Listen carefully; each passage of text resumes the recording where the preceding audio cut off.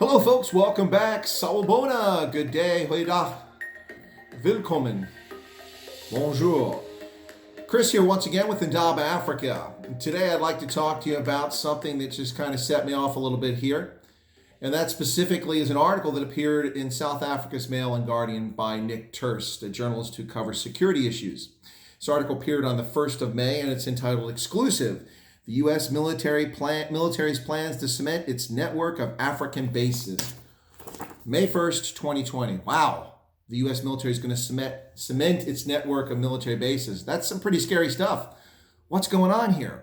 What's the U.S. military up to? What is the U.S. government doing? In the midst of COVID-19, the Wuhan coronavirus, is the U.S. making a play for Africa's sovereignty?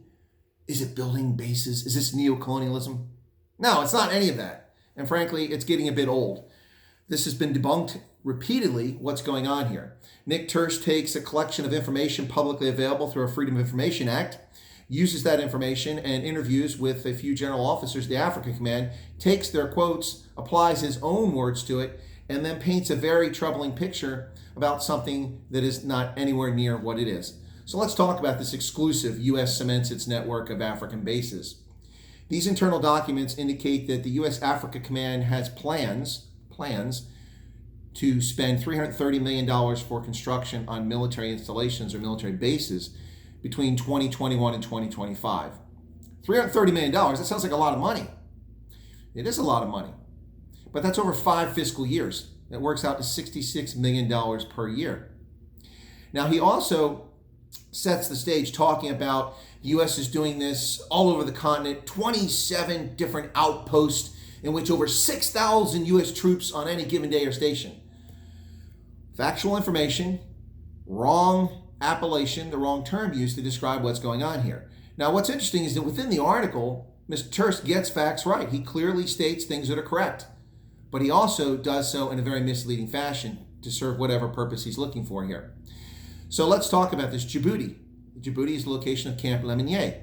Camp Lemonnier predates U.S. Africa Command. It was created in the aftermath of 9/11 as the Bush administration sought to attempt to interdict terrorist conduct, basing, and activities in the Horn of Africa. So the government of Djibouti leased base to us near the airfield there in Djibouti, and that base has been there long before Africa Command existed. Kenya, Manda Bay, is a Kenyan Defense Forces, KDS Special Forces base that has existed for decades. The U.S. has repeatedly used that base to train with Kenyans over the decades, not Canadians, but Kenyans. This is not new. It's also not a U.S. base. It's a facility which has been a place where Kenya and the United States have cooperated together for decades. This is not news. This is not classified information. Niger.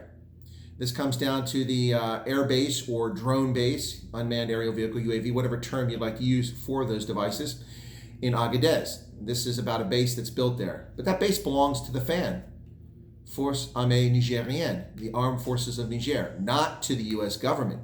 We use it courtesy of the government of Niger, for whom we built that as one of our security cooperation partners in the region. Now, the one term that Mr. Turst does use that's correct, an appellation for much of what he describes on the continent, these 27 outposts, as he calls them, is he does mention the term lily pads. That's a true statement. This collection of bases that he's talking about, these outposts, are not outposts or bases. The only base we have that is U.S., leased by the U.S., controlled by the U.S., and is for U.S. personnel, is Camp Lemonnier in Djibouti, which, as I mentioned, predates the formation of the U.S. Africa Command, which didn't take place until October of 2007, and it wasn't until 2008 that it became a fully operational combatant command.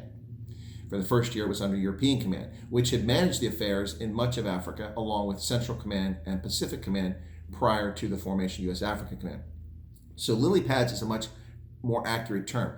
Amongst the things he's talking about, but he doesn't go into detail, are cooperative security locations. We have those in multiple places in Africa in which we have a building which we have permission from the host nation to use. Normally it's just a single building. It can be more than that when necessary. So for instance, when troops from Rwanda and Burundi volunteered to go to the Central African Republic to do peacekeeping as that country fell apart in December of 2013, we had a cooperative security location at Entebbe that the Ugandans allowed us to use. And so we were able to use that building to facilitate the movement of C-17s through the airport, bringing Rwandan and Burundian troops from their home locations to the intermediate staging location in Entebbe, where they continued on to the Central African Republic. So that's the purpose of facilities like that. It's not a base. There's no one permanently in that building. It's available to the host nation to take a look at and to use, and it's a place that we share responsibility for. Hardly a base. We also have intermediate staging bases, which are not actually intermediate staging bases in the sense that they're bases, but simply a cooperative agreement with a host nation that is a planning place, a stage. Has anyone ever been to Africa? Who writes about these things, I wonder? It's a massively large continent. It takes a long time to fly. From Europe to Johannesburg, it's 12 hours. When you're flying to accomplish military missions or provide relief and support and logistics, it takes a long time to get from place to place, particularly north to south. But even east to west, across the girth of Africa, can take a long time. Very difficult for aircraft to travel the entire distance without stopping and refueling.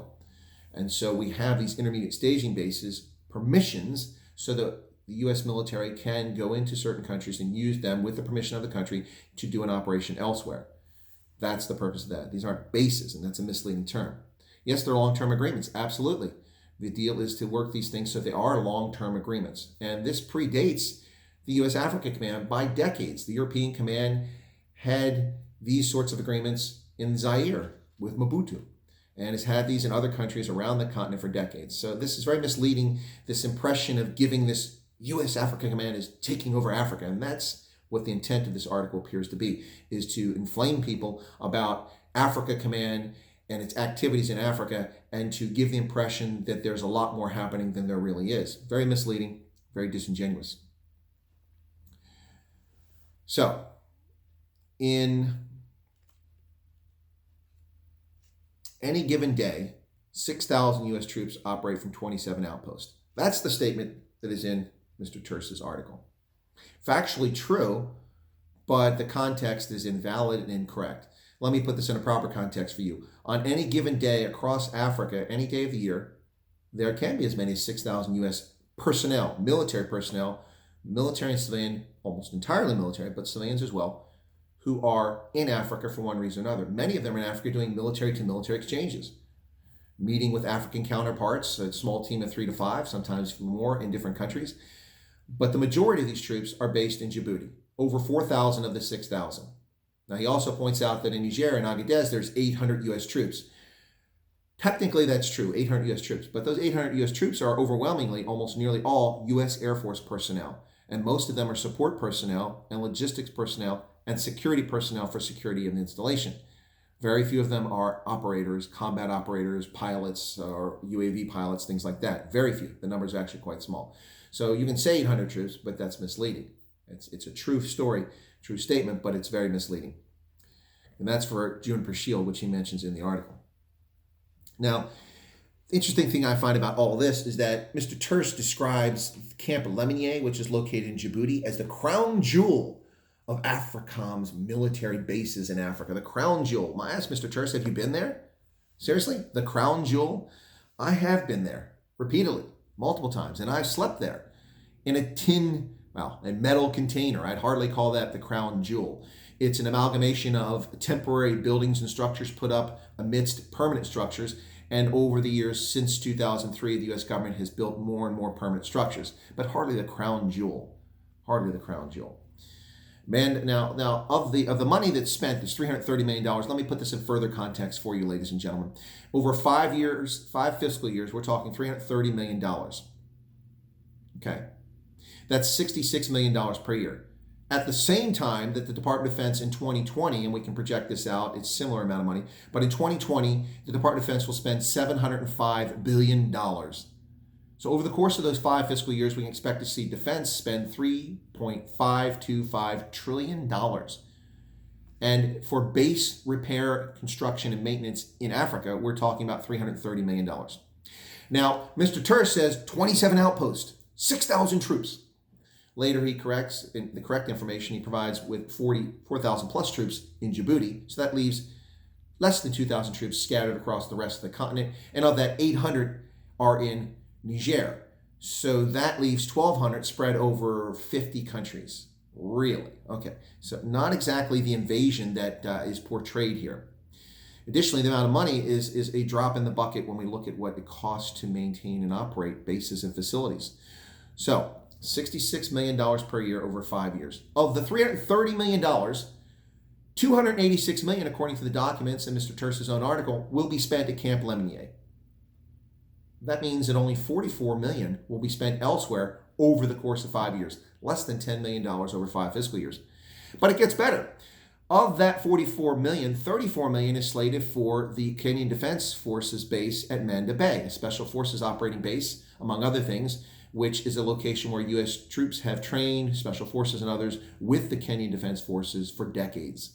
It's a Kenyan base, it's not a U.S. base, and this money is intended to spend for security. Remember that Manda Bay was one of the places that was attacked by Al-Shabaab. So in order to protect our forces, the intent is to spend more money there to help the Kenyans upgrade the security and the facilities there so that when we have U.S. troops present, they will be safer. $34 million over the course of 5 fiscal years, plus the $286 million. Wow. So suddenly this $330 million for 27 outposts all over Africa is not nearly as frightening as the total we first saw. 286 and 44, or 34, that leaves what? Just about $10, $15 million over the course of 5 years for the rest of Africa for construction.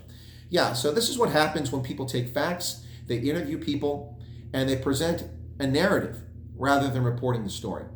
Here's the story, folks. The U.S. Africa Command and Africa for the Department of Defense and the U.S. government is a backwater. It is not strategically important in the sense that most of the rest of the world is. Now, this comes from a person who spent a fair portion of his life dedicated to defense and security and to Africa, the U.S. military. And so I'm not coming at this from, I dislike Africa, it's unimportant, it doesn't matter. Yes, Africa does matter. I think it's critically important, and particularly for the United States economically going forward, Africa will be a major important continent for the United States and the United States business. And if we don't, that'll be our mistake. But from a security standpoint, it is not the overriding concern, it's not the main strategic issue. It is a secondary or tertiary concern for most issues, including terrorism. People like to paint up the issue of terrorism and claim that's the reason Africom exists. It's not the reason Africom exists, it's but one of the reasons, and it's a minor one why it was created. Anyway, my point here is that you can take information and paint a very distorting picture. Now, this narrative of this, all this money and abrogating African sovereignty, building military bases, military expansionism, neocolonialism. Now, those aren't the words that Nick Terce uses in his article. I'll be fair to him. That's not what he says. But that is what is implied in this article. And all of this information, most of it, except for the interviews that he conducted, has been available previously, and a number of conspiracy theorists and anti-American haters have published these things online and talked about this network of American bases. This is nonsense. Everywhere on the planet, this network exists. Otherwise, we would not be able to send ships, aircraft, and personnel and troops to South Asia for tsunami relief. We can only do this because we have capacity to forward project. We have the capacity to forward project our forces and our capacity and capability to help during natural disasters and combat and conflict because of cooperative agreements with countries around the world. We use facilities, we lease, we rent. We don't have bases in Africa. And he is stating that we do. We do not. A cooperative security location is not a base, not even in the most remote of senses. Intermediate staging base planning locations are not bases. The only base in Africa that belongs to the U.S. government and is staffed and managed and run and controlled by the U.S. government entirely is Camp Lemonnier in Djibouti. And it's not going away. And as I said, it predates U.S. Africa Command. These activities are not a consequence of U.S. Africa Command. They predate U.S. Africa Command.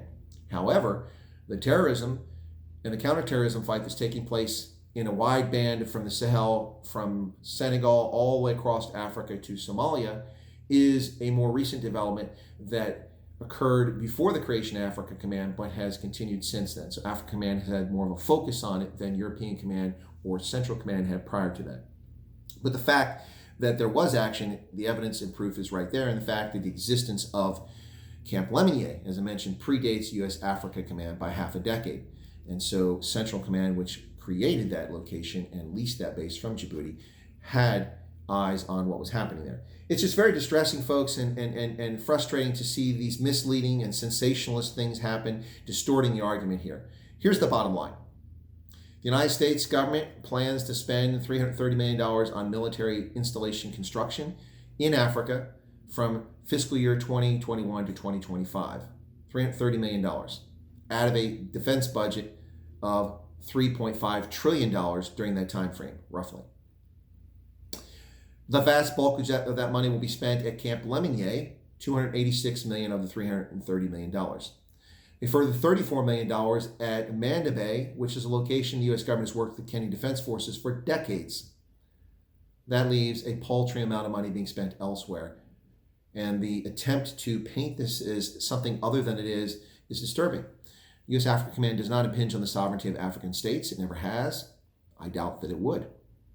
It exists to help work with our friends, partners, and allies in Africa on cooperative security concerns and issues, and to enhance and support the United States' diplomatic mission across the continent. Hence the reason why the military actors that are on the continent, with the exception of named operations, are all subordinate to the chief of mission in the country where they're at. That would be the ambassador normally in most countries. So there you have it, ladies and gentlemen. A little frustrated today at this Mail and Guardian article, which recycles conspiracy theory nonsense that's been out there for the better part of the last 20 years now. Well, the last 15 years. As we hear people talk about the U.S. Africa Command and not understanding its mission and purpose, even when people talk to the U.S. Africa Command. I find it incredibly frustrating. Nonetheless, so there you have it. So I hope this informs people. If you disagree or you agree, feel free to comment. If you want to add comments to this video, I'm happy to take them. Just don't be abusive. I ignore those, but I do read all comments, and I offer a response to those that require a response. Also, if you're not subscribed to my channel, I encourage you to subscribe to the channel by smashing that little button right down there. That'll subscribe you to my YouTube channel, so you can be you'd be part of the crowd here. And also push that little bell icon to the side there so you get notified of future streams and produced videos on the channel that you may find interesting. And I do ask, if you've enjoyed the content, or even if you didn't enjoy the content, but you appreciated the argument, the discussion about this topic, please give me a like on the video. Likes are important, not for my ego. That's inflated enough already. I don't need help inflating my ego. But because likes are a key reason why YouTube will promote a video and more people become aware of it. So please share this video with your friends, with your foes, your family, people you like, people you dislike. The best solution to figuring out the world's problems is discourse. When we talk, we can sort things out. And this has been an opposing view to the Mail and Guardian's article, exclusive, The U.S. Military's Plans to Cement Its Network of African Bases by Nick Terse. That's been my counterpoint. Ladies and gentlemen, thank you for your time. Feel free to tune in, enjoy Adopt Africa in the future. Have a pleasant day.